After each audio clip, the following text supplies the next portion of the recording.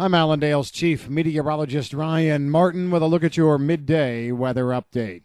Surface analysis across the country right now shows a cold front making some progress off to the south and east. The front now runs basically from, we'll put it all the way up to Toronto in Canada, down through Toledo, just north of Indianapolis, just south of Effingham, through Branson, Missouri, and down to just south of Oklahoma City and south of Lubbock as well.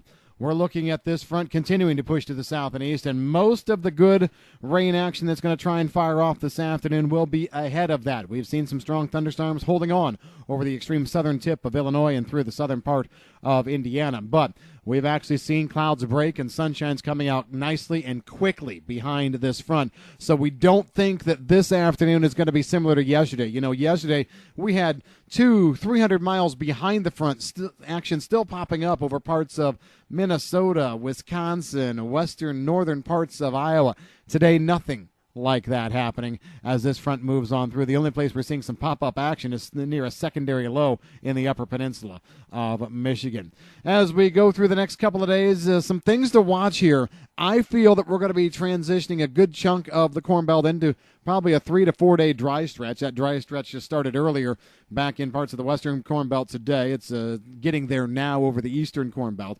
But I see our next significant frontal boundary pushing in probably starting Thursday afternoon, Thursday night in the western belt, northwestern belt, and then pushing east from there. That system looks very similar to what we saw this past weekend.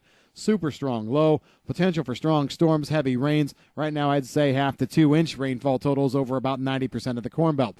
Where we end up with a little bit of argument now is models are trying to bring a little bit of moisture in to areas along and north of the I-80 corridor, maybe already on Wednesday. Now what we have here is a low that's going to be moving through mostly Canada and then dragging a cool front down across the upper part of the country. First of all, I think models are too far south with that front, and if they do have the front right, secondly, I think they're too strong with any kind of moisture. Granted, most models are saying if anything happens, it's going to be a tenth or two. That's it. I think that's too much. We get good drying air in here. We're going to dry this atmosphere out fairly quickly.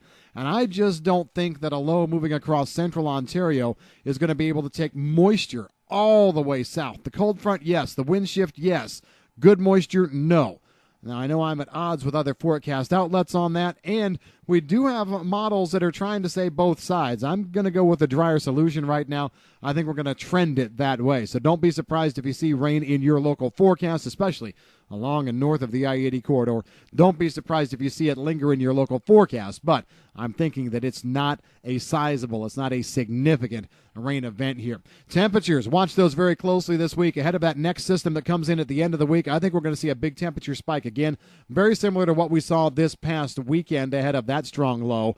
A temperature spike like that would likely help boost thunderstorm chances, severe weather chances, so we'll keep an eye on that. The frontal boundary that comes through this weekend also then has a fairly significant chance of kicking off a very active forecast pattern, moisture pattern, as we go through next week. Models are in fairly good agreement and say scattered action will be ebbing and flowing from Sunday night all the way through probably Thursday into Friday. On any given day, coverage maybe 50%, amounts 1/2 inch or less. But if you add the period up in general and throw a few thunderstorm bones in there to chew around on, I think as we go through the week next week, we could be seeing at least 1 inch, maybe 1.25 inches coverage, 75% of the Corn Belt, areas that may not be quite as hard hit up in the upper Midwest. Models are in disagreement and arguing back and forth over the development of a potential ridge in the nation's midsection right around that 18th, 19th, 20th time frame. I'm not a big believer in a heat ridge just yet. I don't think the pattern's setting up right, but we'll watch it nonetheless. Either way, the ridge will be important because it'll either steer moisture around and it'll make it miss the Corn Belt, or if it's not that strong of a ridge and we just have some heat bubbling up at times there, it'll likely just set the stage for stronger thunderstorms to fire off and move through. No matter how you slice it between now and let's say the 22nd, 23rd, doesn't look like we have a significant dry window outside of maybe the 3 days that we're putting together right now before our next system shows up. That's the way things are stacking up. If you've got any questions on the weather, give us a call at Allendale. I'm Chief Meteorologist Ryan Martin.